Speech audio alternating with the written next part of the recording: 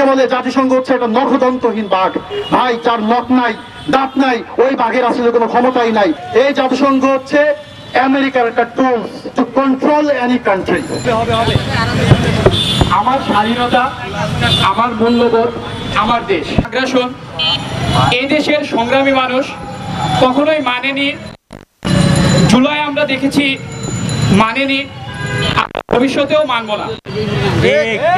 আপনারা দেখেছেন গত 18 জুলাই আমাদের ইন্টারিম গভর্নমেন্ট জাতিসংঘের মানবাধিকার কমিশন এই বাংলাদেশে স্থাপন করার জন্য একটা অনুমোদন স্বাক্ষর করেছে, যেটা আমরা মনে করছি আমাদের বাংলাদেশের স্বাধীনতা, সার্বভৌমত্ব, আমাদের মূল্যবোধ, আমাদের দেশের সম্প্রীতি সবকিছুর জন্যই হুমকি স্বরূপ, যার বিরুদ্ধে আমরা গত একটি প্রতিবাদী সমাবেশ করেছিলাম এবং আজকে আবারও আমরা এখানে একটি লাল কার্ড সমাবেশের আয়োজন করেছি, যেখানে আমরা আবারও জাতির উদ্দেশ্যে তুলে ধরব যে মানবাধিকার কমিশন কেন আমাদের দেশের স্বাধীনতা, সার্বভৌমত্ব, মূল্যবোধের জন্য হুমকি স্বরূপ। আপনারা দেখলাম গতকাল বললেন ইরানে যারা ড্রাগস এবং বিভিন্ন রকমের ক্ষতিকর অ্যাক্টিভিটিসের সাথে জড়িত আছে তাদের মৃত্যুদণ্ড কার্যকর করা হয়। ভাই, ক্যাপিটাল পানিশমেন্ট কখন দেওয়া হয়?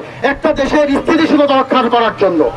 অনেক রকমের পাপ আছে, কিছু পাপ আছে ব্যক্তিগত, কিন্তু কিছু পাপ আছে সমাজকে ধ্বংস করে। ড্রাগ একটি সমাজকে ধ্বংস করে। সেই ড্রাগের বিরুদ্ধে ইরান কঠোর পানিশমেন্ট নেওয়ার কারণে মানবাধিকার সংস্থা বলছে উই আর কনসার্ন। আপনারা মানুষকে এভাবে হত্যা করতে পারেন না। আপনারা পুরো জাতিকে নিধন করছেন, পুরো দেশকে ধ্বংস করছেন। তখন আপনাদের মানবতা থাকে না। যখন জাতির মধ্যে শৃঙ্খলা কায়েম করতে হয়, যখন জাতিকে সুশৃঙ্খল ভাবে নেতৃত্ব দিতে হয়, তখন আপনারা মানবাধিকার নিয়ে আসেন। আপনারা আসলে জাতিসংঘ কি জানেন? অনেকে বলে জাতিসংঘ হচ্ছে একটা নখদন্তহীন বাঘ। ভাই, যার নখ নাই, দাঁত নাই, ওই বাঘের আসলে কোনো ক্ষমতাই নাই। এটা পাখিও স্বীকার করতে পারে না, এটা ব্যাঙও স্বীকার করতে পারে না। আমি বলি কি, জাতিসংঘ হচ্ছে মেছো বাঘ। জাতিসংঘ মেছোবাঘ, শিয়াল, হরিণ এগুলো শিকার করতে পারে না। মেছোবাঘ শিকার করে ব্যাঙ, মাছ শিকার করে। জাতিসংঘ হচ্ছে সেই মেছোবাঘ যারা গরিব ও দুর্বল রাষ্ট্রগুলোকে শিকার করার নিয়মে তাদের মানবাধিকার সংস্থাকে কার্যকর করে। জাতিসংঘের মানবাধিকারকে আমরা ওয়েলকাম করতাম যদি দেখতাম সারা বিশ্বের যেখানে মানবাধিকার লুণ্ঠন হয়েছে, সারা বিশ্বের যেখানে মানবাধিকার ভুলুণ্ঠিত হয়েছে, যেখানে মানুষ দিনে দুপুরে ধর্ষণ করা হয়, হত্যা করা হয়, শিশুদেরকে হত্যা করা হয়, তার বিরুদ্ধে যদি কোনো অ্যাকশন নিতে পারত, আমরা মানবাধিকারকে ওয়েলকাম করতাম। আমরা দেখি গাজায় প্রাণ, ভাই, কোথাও যদি গুড় ফেলে দেওয়া হয়, দেখেন না চারপাশ থেকে পিঁপড়া কিভাবে কিলবিল করে। আকাশ থেকে খাবার ফেলা হচ্ছে, সেই খাবার নেওয়ার জন্য মানুষ এমন কিলবিল করছে, অমানুষের বাচ্চারা সেখানে বোমা মেরে হত্যা করছে।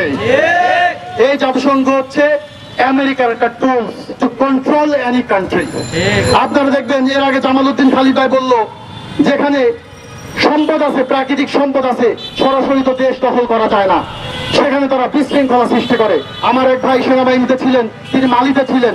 তিনি বলতেন আমাদের মতো উন্নত এবং উন্নতশীল, উন্নয়নশীল এবং গরিব দেশগুলো থেকে সেনাবাহিনী নিয়ে তারা মালির বিশৃঙ্খলা দমন করে, আর নিজেদের সৈনিক দিয়ে মালির যে প্রাকৃতিক সম্পদ আছে সেগুলো লুণ্ঠন করে।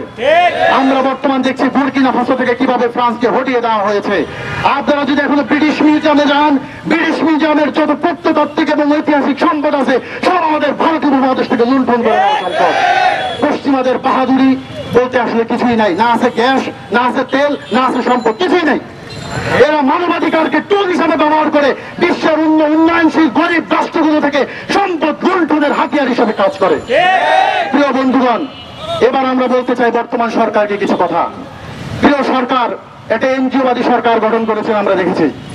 আমরা চেয়েছিলাম জাতীয় ঐক্যের সরকার, এটা বিপ্লবী সরকার, কিন্তু আপনারা কোন ইশারায় এনজিওবাদী সরকার গঠন করেছেন, কেন করেছেন তা দিনালোকের ন্যায় আমাদের সামনে স্পষ্ট হয়ে উঠছে। কিন্তু দুঃখ লাগে, আমাদের অন্যান্য রাজনৈতিক দলগুলো যখন মানবাধিকার সংস্থার অফিসে যে তাদেরকে সাধুবাদ জানায়, তখন আফসোস লাগে।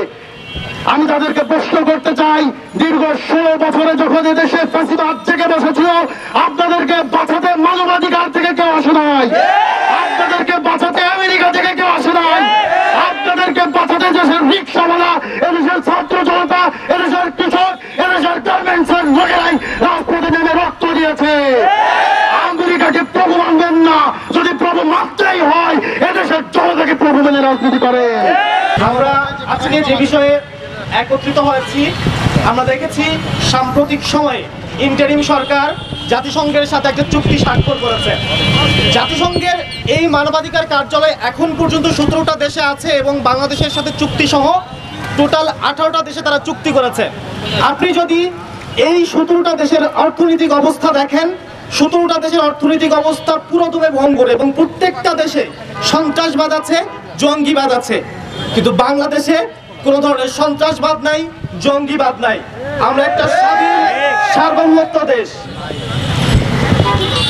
আমরা কিছুদিন আগে দেখেছি ইন্টারিম করিডোর দেওয়ার চেষ্টা করেছে, তাদের সেই চাল নস্যাৎ হয়, তারা নতুন করে জাতিসংঘকে আমাদের দেশে ঢোকানোর চেষ্টা করছে। আজকের সমাবেশ থেকে আমরা ইন্টারিমকে বলতে চাই, আপনি যদি কোনোভাবে আমাদের দেশের সার্বভৌমত্ব, আমাদের দেশের মানুষের মূল্যবোধকে হুমকির মুখে ফেলেন, আমাদের দেশের শিক্ষার্থী, রিক্সা চালক, শ্রমিক, চাকরিজীবী কোন পেশার মানুষ আপনাকে ছেড়ে দিবে না। প্রিয় উপস্থিতি, এই কমিশন যে আমাদের দেশের জন্য কতটুকু ক্ষতিকর, কতটুকু তা বোঝার জন্য আমাদের রকেট সায়েন্স বুঝতে হয় না, আমাদের ইউনিভার্সিটির পিএইচডি করতে হয় না। একজন সাধারণ রিক্সা চালক থেকে শুরু করে, একজন দিনমজুর থেকে শুরু করে একজন সাধারণ মানুষ এই বুঝে জাতিসংঘের মানবাধিকার কমিশন আমাদের জন্য কতটুকু ক্ষতিকর। প্রিয় উপস্থিতি, আজকে এই সমাবেশ থেকে আমি দেশের জনগণের প্রতি আহ্বান করব, আপনারা সবাই আওয়াজ তুলুন। যেরকম স্বৈরাচারকে প্রতিহত করেছে, আপনাদের আওয়াজ যেরকম এই সুন্দর পরিবেশ দিয়েছে, আবারও আপনাদের আওয়াজ এই জাতিসংঘের মানবাধিকার কমিশনকে ফিরে যেতে বাধ্য করবে।